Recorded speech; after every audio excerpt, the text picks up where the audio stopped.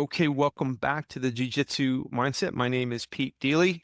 My co-host, Professor Lucas Hubo, is out doing the good work of coaching and parenting. So it's just me solo today, to your misfortune. But to your good fortune, I have an extraordinary person who's decided to spend some time with us, and we're speaking to each other via the magic of Zoom, where we're on opposite sides of the world right now. And so it's a great privilege for me to introduce Alfie Penny. And Alfie, thank you for spending some time with us today. Oh, no worries. Absolute pleasure. How are you, Pete? You good? I'm good. I'm good, especially talking to you. And we've got a chance to talk a little bit about all these different things you've done and places, your career has taken you. And I find it so impressive that when you have a skill that's so valuable that people will invite you and take you, particularly throughout the world, out of your community, that's amazing. So I wanted to ask you, with all of this intense dedication that you've given to sport, and you've had a variety of different sports that have been a part of your focus in your life. And my mom's a poet. My mom's one of America's great poets. And Oh, so, no. yeah, and so sometimes I think of the life of the artist and the life Mhm. of the coach and the athlete as similar. There's like a Yeah. similar, yes, you're in a community, but you also have that individual drive. But if hmm you had pointed that intensity and focus and drive in a different direction, where do you think your life would have taken you? And then we'll get to where you actually took it. But I'm curious where you'd be differently than where you are today. Yeah, I think if I didn't do jujitsu, I think I'd probably be a diabetic.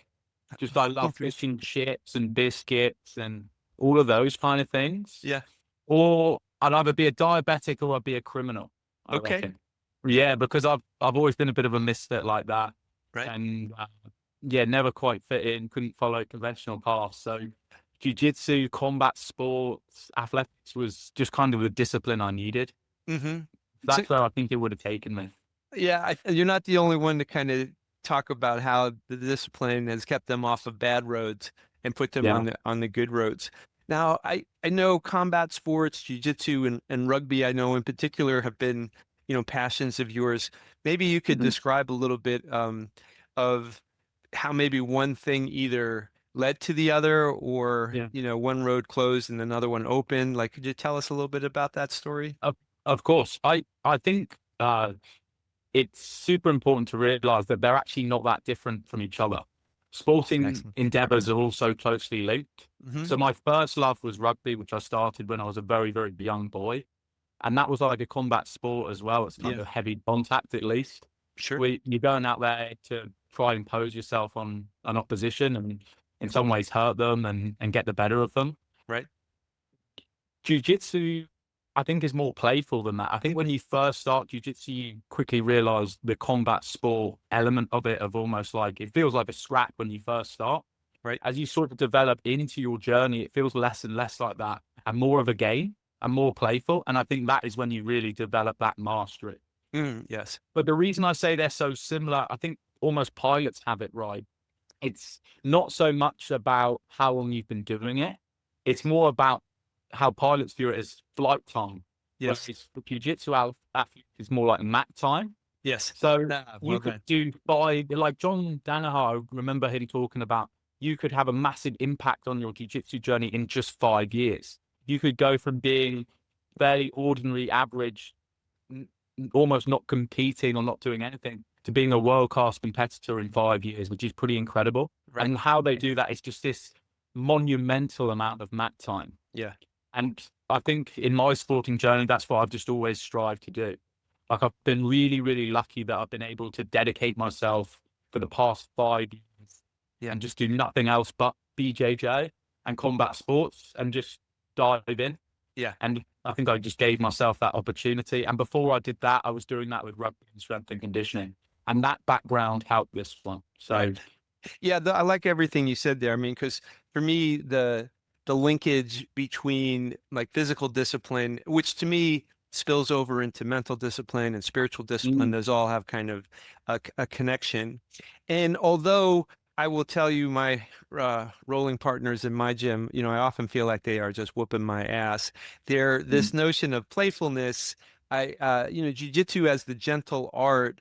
One thing that is clear to me is that, all of these players in my gym who are so much more skilled than I am, when I'm Yeah, rolling with them, the higher level of skill, the bigger difference in skill, the more they are just moving me as they want more than they're trying to hurt me, right? They're just, there's an effortlessness to our rolling on their part that to me reflects like their skills are so refined that it's yeah, not just that scrappy sensation, which is interesting because I also know that in a moment's notice, that playfulness could be in a combat expression um, mhm. if it wanted to.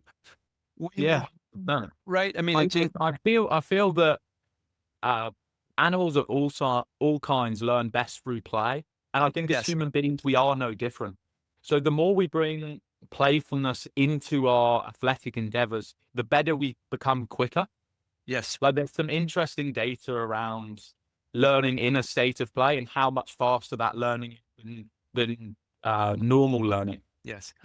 And we had Hiram Gracie come through and do a seminar with us, and we people were asking the question, what did it feel like did it feel pressure filled to be the child of a Gracie in that? And one of the things he said that I think matches up with what you're saying is that as a child, they approached it purely as a play. There was no pressure. This was all about play and fun and, um, no sense of that tough guy sort of mentality. Instead, it was all that, and they used a funny little analogy about baby lions, little cubs, and how in nature they've observed like the cub might bite the backside of the dad, and the dad will feign like, "Oh my God, that's so so so." I Yeah, it's so funny. I find there's so many traits of successful athletes and combat sports athletes, and they're pretty simple. I think you wouldn't really be shocked at what they were. It'd be like playfulness Yeah, being a huge one, but there's no real replacement for mat time, no matter how yeah, much we want there to be. I agree. Like we've all seen the guy who's an expert on instructionals, but then can't do much jujitsu on the mat. Right. Like, I think there is just no replacement for that mat time, no matter how much we want there to be. I'm a strength and conditioning expert, self-proclaimed, admittedly, but no matter how much I do in the gym, it doesn't do like it definitely helps, but it doesn't directly correlate to skill in grappling or combat sports. It's not directly linked, Right. and just taking fabulous care of your body and yourself so you can get in there and do it more often. Like I think we just kept those three things in mind, and you'd be a pretty outstanding athlete and grappler and whatever endeavor you choose to do. Yeah, I agree. And I'm not a naturally relaxed person. In Mm. my sins, I gravitate to more anxiousness and all that. And Mhm. I as an athlete and as a business person, even as a father or husband, like I recognize that in my times of relaxedness, I'm actually the most effectiveness. And I think having a playful disposition allows for a lack of tension. Yeah. And in so many athletic instances, I think that flow state happens more Mhm. when you're in a relaxed state rather than like a amped up state. When we talk about like you've had this journey, combat sports and rugby and strength and conditioning expertise, when you think about the acquisition of those skills and those capacities, um, was jujitsu in particular different than the way you learned other things? That I'm interested in that. And that I was a Well, soccer player. I know that soccer mhm. isn't the wrong term to Yeah. use with you, Alfie, given where you are. So forgive the United States uh, term. And I grew up, they put a soccer ball at my feet right out of the crib. And so my sort of natural early days was soccer, and then I learned to play other sports. But when I came to jiu-jitsu at 50, and I had never wrestled beyond just playful wrestling in the schoolyard. And for me, my proprioception didn't speak to the sport. Like I didn't really know where my Mhm. body is. And I'm a slow learner. So mat time for me I have great instruction, but really it's the repetitions that have given Yeah. me a chance to learn. Yeah. Um, so I'm curious if do you perceive in both as a coach and then as a jiu-jitsu athlete that it's a different type of skill acquisition, or is it just the same? Like, it's just same as any Yeah. other sport. I think it's exactly the same, Okay. which is pretty strange to say, but I think it's true. And the reason I think it's true is we're just rewarded or punished Mm, for activities you've done in the future. So I obviously come from rugby. So I first started and I'm diving in with my head down. I couldn't tell you how many times I get guillotined. yeah. So it's very, very natural. And I do this cycle over and over again, and you're punished. Oh my God, I get guillotined every single time. So obviously, you figure out when you're doing your shot, you keep your head up and your neck strong so they can't guillotine you, or put your head on the inside. Right. And then you're rewarded for making those changes. Good point. And I think that's the same with absolutely everything. I think we're either rewarded or punished for every decision. So I quite often, with a lot of the athletes I coach, people say you're very nuanced for the detail. If I know it's an important detail, I'll say it. I'll say, no, stop. You're doing that bit wrong. Because I think that's important to almost feel a little bit of Yes. the pain Yes. around making that mistake. So your brain goes, oh no, that's a mistake. Yes. That's why learning can sometimes feel so difficult, Right. because at the start you're making so many mistakes. Yes. If you don't notice it, it will come up further down the line. So it's almost better someone pointed out and you go, there's that light bulb moment. It's got better, and now we can keep growing and getting better. And which as a teacher, one of the things that I appreciate what you said is that, um, for me, and I don't know that I'm alone in this, the value of like being able to be told just after you made the mistake Mhm. is so high, because being able to know why you're being punished. Like in jiu-jitsu, we Yeah. know, oh, okay, I lost a position and now I'm having to tap. But I don't always know exactly what happened. I mean, Yeah. other than that, I know the final position that happened, but Yeah. that I got there because of two, three, four positions behind Mhm. that. And as a learner, being able to kind of see your students stop and say, okay, you see how you're losing this, I think is a terrific a way to teach. Yeah. I've always been obsessed with learning of all different kinds. Right. And I find there's two things that I find personally make me learn quicker. The first one is the speed at which you know you've done a mistake, which we just talked Nice. about there. Yes. So I would much rather, I'm drilling something and a great coach will just point out straight away. He'll go, Right. that's wrong. That's you when you did that penetration step there, your foot wasn't deep enough between his legs. I Right. need you to change that, because that reinforcement straight away is useful. If you left it 2 days before you told me a text message saying Yes. that, Yeah. Right. it's probably not going to go in. I'm not in that arousal state anymore. I'm not in a learning environment as much. Right. Not that it's still saying it is better than not saying it at all, but there was a time and place to say it, and it should be said then. And then the next thing is just the pain, Yes. which I think it's useful for competition. Right. And it's like, if you make a mistake and it costs you the match, you're going to remember that mistake, Right. because it has a negative you've been punished for it in the past. It has a negative connotation. So you're far more likely to solve that problem. Right. Yeah, I mean, for me, a lot of jujitsu lives in my nervous system. Like Mm. I'm trying to move it out of my, lizard brain and into my executive function where I'm making Yeah. decisions. But Mhm. to whatever extent, I've improved, a lot of it is, Hicks and Gracie uses that term educated instincts. A Yeah. lot of it is that kinetic feeling of, oh, A, I have a goal. I know where I want to move my body, and B, oh, somebody's imposing their will on me. Mm.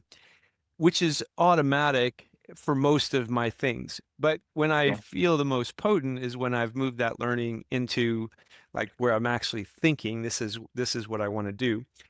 Yeah. So when you talk about that proximity to, okay, you had the action, you had the stimulus, and then someone can explain it to you, Mhm. that closeness makes a lot of sense. As Yeah. you've expressed these things in competition, you always like Mhm. to ask the question, in jiu-jitsu, what role does competition play in most people's? I mean, there'll be always the subset that come in and want to compete, and that's part of their Mhm. attraction to it. But for people in general, do you feel like competition plays an important role in the development of their jiu-jitsu skills, or do you think it's not really relevant? Yeah, I think it depends on the reason of why you do jujitsu, Hmm. which cannot very often change with time. Yes. I've noticed that jujitsu, being a predominantly hobbyist sport, is brilliant for starting later in life. Hmm. Like a lot of sports like wrestling, judo, they're higher impact and they're generally started at a younger age. Right. Jiu-jitsu is perfect for the guy who's 25, 30, 35. You started at 50 years old. You know, that's a very uniquely jiu-jitsu thing. So for that person might not be interested in competition.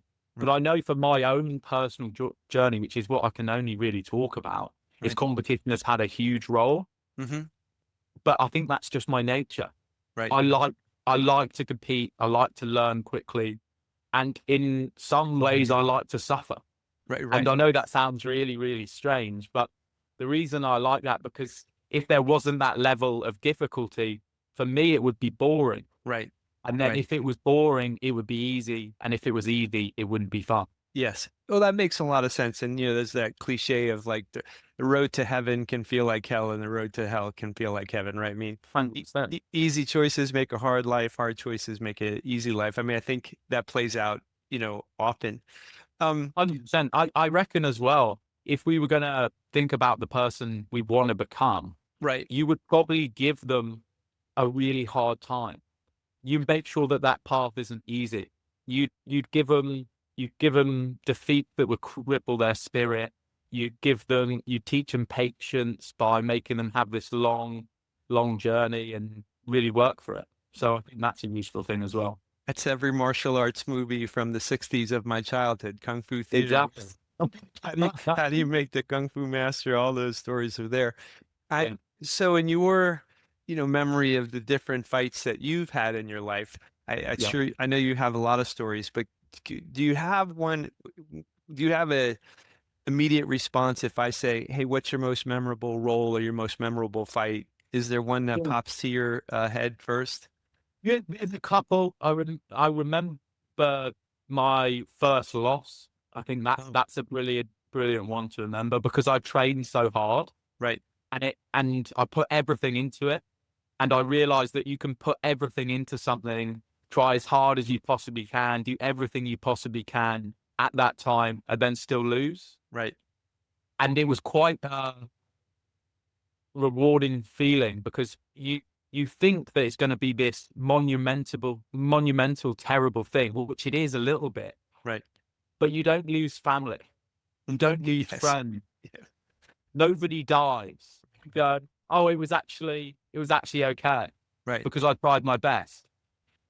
I think it would have been a different scenario if I'd lost and I hadn't tried. Right. Right. Right. Because if I lost and I hadn't tried, it would have been worse because I couldn't have said, oh, well, I tried my best. Right. Right.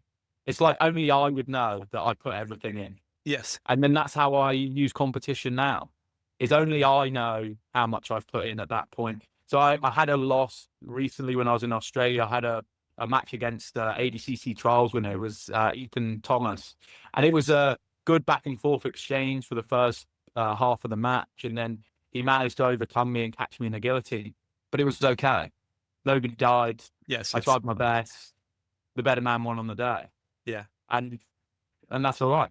Yeah. And I have friends who have both participated in sports at the highest levels and variety of that and coached at the highest levels. And um, one of the people who are that I gravitate to the most, um, never forget what you just said in that at the end of the day, although the consequences of the contest feel a certain way, Yeah. this is not the same consequences as the soldier on the battlefield. And Mhm. where the things don't go right, the consequences have that lethal kind of consequence. Or one of my, heroes and good friends is the fire chief here, and Professor Tom, if you talk to him, he's got all these stories of having saved all these people. And Mhm. sadly, he has stories of people who have passed, no matter the extraordinary efforts that he and the Chandler Mm. Fire Department have put in to save them.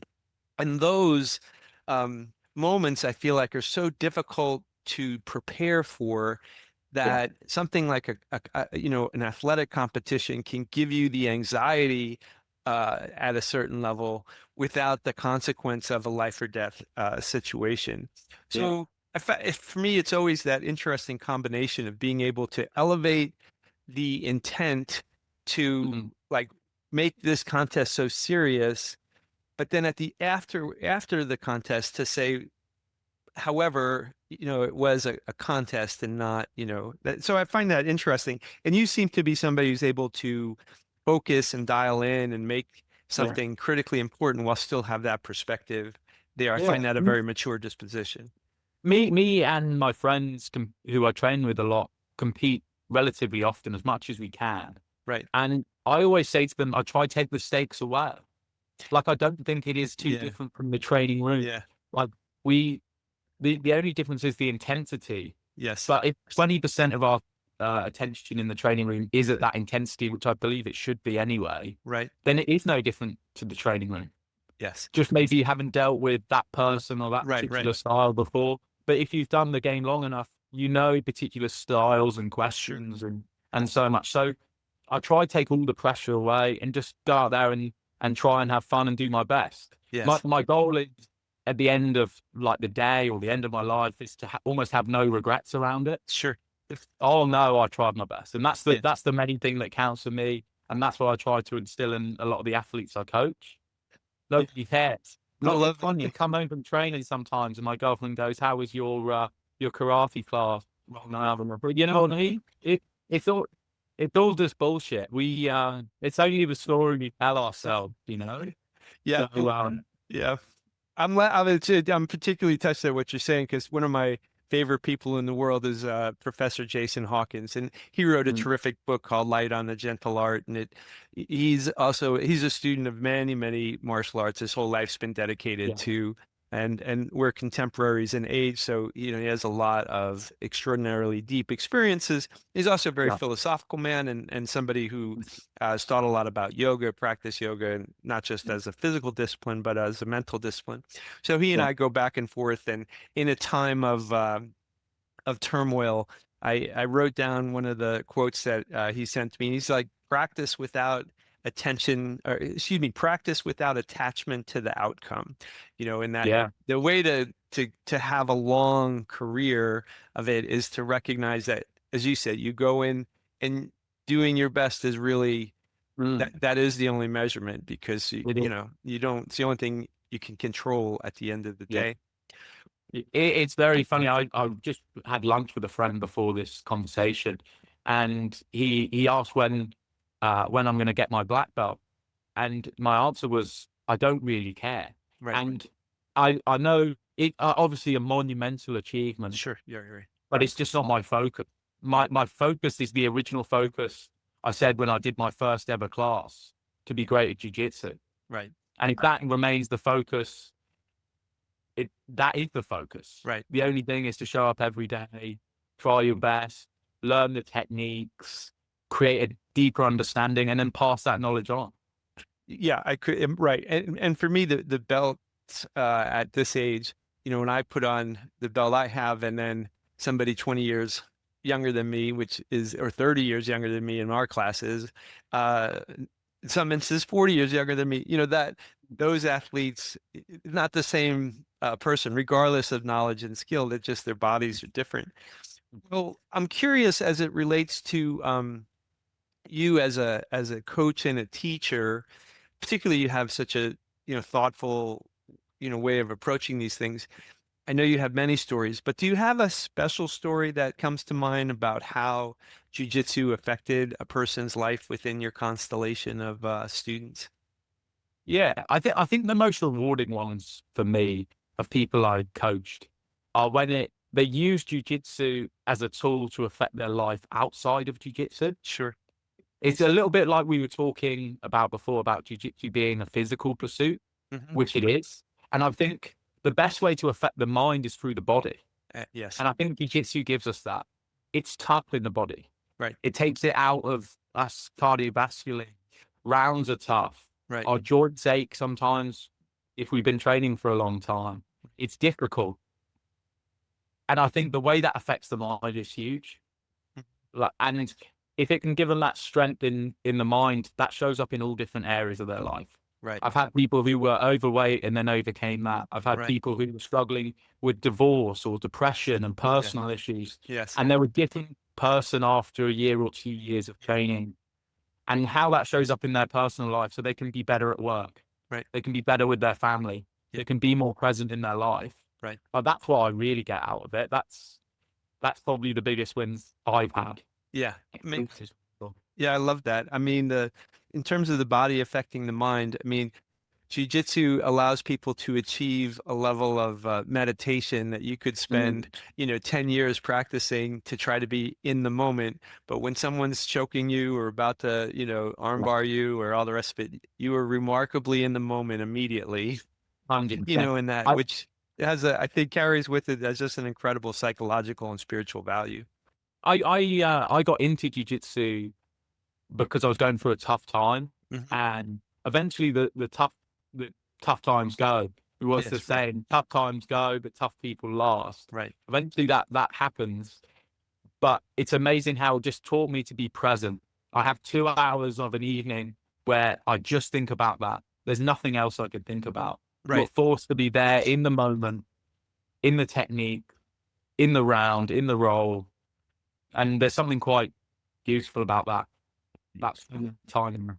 Yeah, I mean, I think every spiritual tradition in the history of the planet would say, that's that time where your ego and um, your monkey mind that you can't get away from, which is just, having one thought or the other, gets interrupted.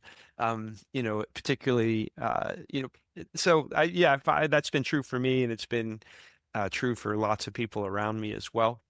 Yeah. There'll be people listening, and they're going to want to follow you and like track your journey there. And I know you've taught all over the world, and you may be coming to a town near them. And so tell us, where can people learn about you? Yeah, so we're on Instagram at the minute called Source Limited. So Okay. that company is a company that I own, that we just give away everything, all resources. We're planning to bring out some supplements really soon, all for combat sports people. Okay. The reason we set it up, we just hated the way that people do business. Like, we hated the corporate, everything has to be professional. Like, we're real people at the end of the day. Right. What we crave is that connection, real people, having a laugh, telling stories, being authentic. Like, that's our thing, is being authentic, being natural. So all the supplements are 100% natural. We give away all our strength and conditioning programs. We've also got ones on nutrition and sleep and exercise programs for people just to use and as resources for them to help them in their jiu-jitsu journey. Okay. And we've got a big Instagram following, and the supplements will be coming out in about 2 months' time. Okay. And we've almost filled up all of our waiting list for that, which is really cool. Okay. Well, congratulations. Yeah, those are hard things to achieve. Yeah. Well, Alfie, I'm just so thrilled that you had time today, and I love this conversation. And That's a pleasure. maybe you come back and talk to us again sometime. I would absolutely love that. Yeah. All right, brother. Absolutely pleasure, Pete. You have an amazing rest of your day. Thank you so much for your time. Of course.